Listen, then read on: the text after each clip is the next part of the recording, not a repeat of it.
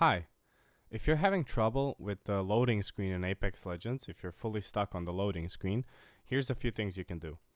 First, you can obviously try to restart your router, restart your modem, your internet, and sometimes that fixes it because the loading screen error comes up when you're having server issues. So either it's on their end or it's on your end. So you need to check their official websites and see if the server is up or not.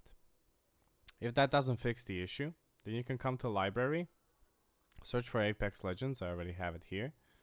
Right click, properties, and then under installed files, there should be verify integrity of game files.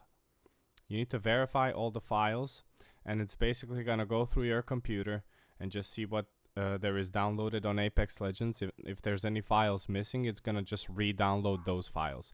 This is great because you don't have to reinstall the whole game. It'll just find the files that are missing and you're good to go.